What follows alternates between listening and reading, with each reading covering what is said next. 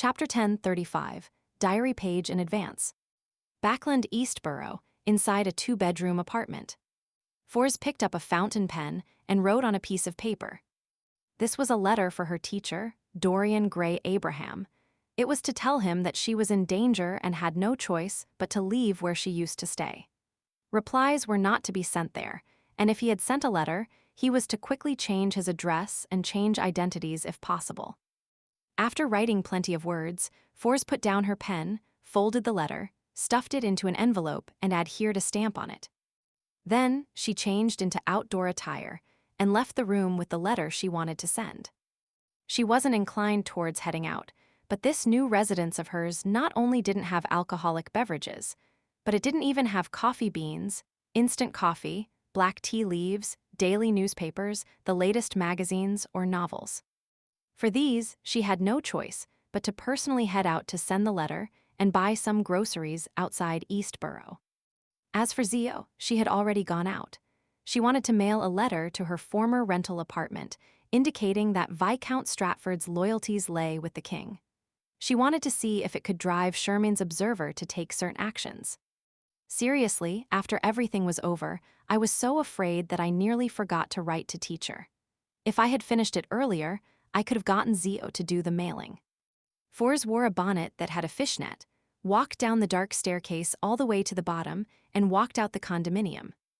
This was in the periphery of Eastborough, where technical workers and low-level managers mainly lived. It was relatively safe and even had paperboys around. As Fors heard chimes from time to time, she walked slowly along the side of the street. At this moment, a postman stopped his bike, took out a stack of newspapers from his bag, and entered a condominium beside her. Fors casually glanced at it and discovered that the copy at the top was News at Sea. People who live here will actually subscribe to such a newspaper. Their job has something to do with maritime trade. Fors retracted her gaze as she mumbled in surprise. However, this wasn't something that was worth paying attention to. She quickly walked towards the mailbox when she saw it at the end of the streets. The postman entered the condominium and found a few targets from the rows of mailboxes, stuffing the corresponding papers into them. Shortly after he left, a mailbox was opened and the newspaper inside was taken out.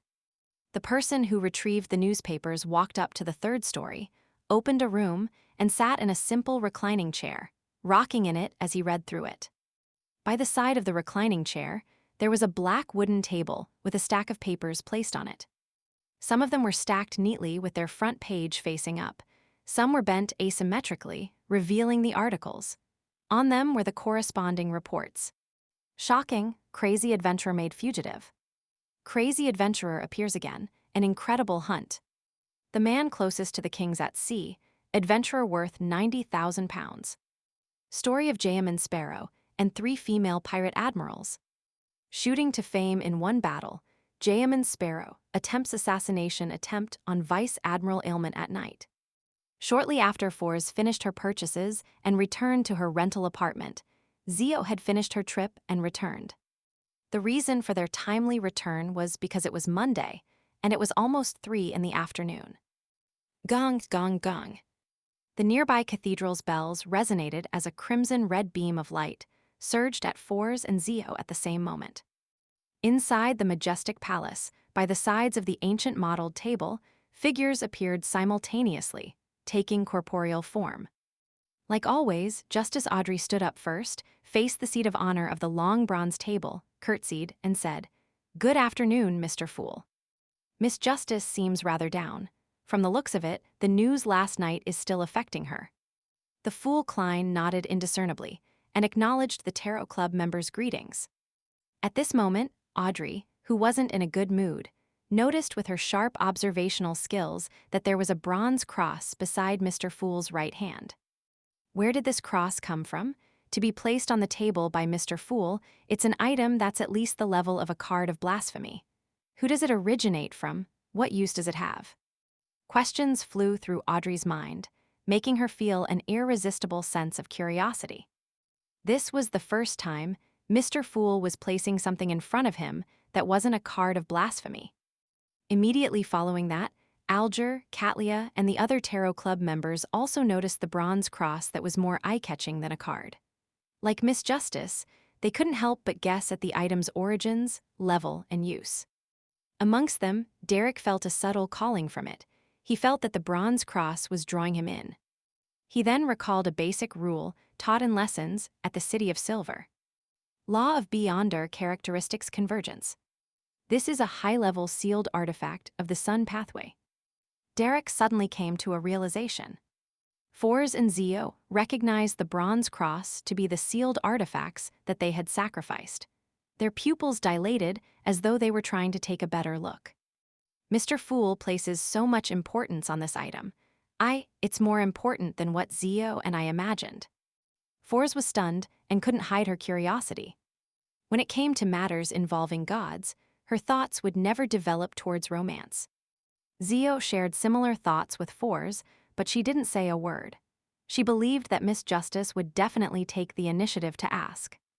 Just as Audrey was deliberating about raising her hand, Katlia closed her eyes, turned her body, and faced the seat of honor. Before she bowed and spoke, the Fool Klein suddenly chuckled. "Don't worry. The glasses you conjure can seal your eye of mystery prying." He knew very well that Ma'am Hermit had already become a demigod by obtaining godhood, turning into a mysticologist. This was partly because Katlia had prayed to the Fool before she held the ritual and consumed the potion, hoping to advance under his watch. This way, even if she ultimately failed, she could be blessed and not lose control or go mad. She could always think of expelling the excessive characteristic and redo the attempt. Towards this matter, Klein wasn't too confident about it, because he had never attempted it before. Divination also didn't give any answers, but since he had agreed, he believed that if she failed and didn't die, it was definitely all thanks to Mr. Fool. If she were to lose control or go mad, she wouldn't care if Mr. Fool was really a cheat. In short, Klein's main purpose was to give her confidence so that she was in the best conditions for an advancement attempt. After all, Admiral of Stars wasn't able to find other existences to give similar blessings. After witnessing Ma'am Hermit's advancement to a demigod, Klein heaved a sigh of relief while lampooning inwardly. At times, acting as a god is harder than acting like a human. When believers encounter trouble, there are usually two outcomes, life or death. Their survival is naturally due to the blessings of deities, and no one would care if death occurs. On the other hand, after becoming a demigod and being able to use more of the powers of the mysterious space above the gray fog, the Fool Klein could easily see the astral projections of the Tarot Club members, thus reading their current Beyonder pathway and sequence. After sealing her eye of mystery prying, Katlia heaved a sigh of relief and reverently said, "Mr. Fool, there is one page of Emperor Roselle's diary this time." Emperor Roselle's diary? Queen Mystic is done with her matters, but nothing abnormal happened in Backland. Yes, no one noticed the infiltration of Ammon in Birkeland Street or the demigod battle in Mager Manor. The Fool Klein nodded in an unperturbed manner and said, "Good. You can think of a question or request." As he spoke, Audrey, Alger, and company sharply learned something from this conversation. Ma'am Hermit was worried that the glasses she conjured was unable to seal her eye of mystery prying, and this wasn't a worry she had in the previous gatherings. This means that Ma'am Hermit's eye of mystery prying has been significantly boosted. Why would there be a sudden boost?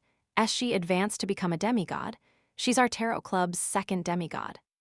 Audrey connected this matter to Katlia's purchase of the mythical creature's blood and immediately had a guess. She then swept her gaze at the male members opposite her and realized that Mr. Hanged Man's seating posture had unknowingly changed. He had apparently figured that Ma'am Hermit had become a demigod. Little Sun's gaze was still staring at the bronze cross without any reaction. The Moon Mr. Emlyn hesitated for a few seconds before looking up at Ma'am Hermit. Mr. Star was like Little Sun, his eyes somewhat vacant, as though he was waiting for the diary part to pass. "Honorable Mr. Fool, can this question be accumulated with the next one?" Katlia asked. Accumulated with the next one? Queen Mystic still doesn't want to have her mood affected. Then why would she suddenly provide a diary page? Has she foreseen something? To maintain his image as the fool, he didn't ask why and nodded gently. "Sure." Catlia didn't speak further as she conjured that diary page, only to see it flash into Mr. Fool's hands. Klein scanned it seemingly casually, taking in most of the information. 19th July, night of the blood moon. Mr. Doerr's answer allowed me to confirm one thing. In that ancient secret organization, the second blasphemy slate I saw wasn't complete.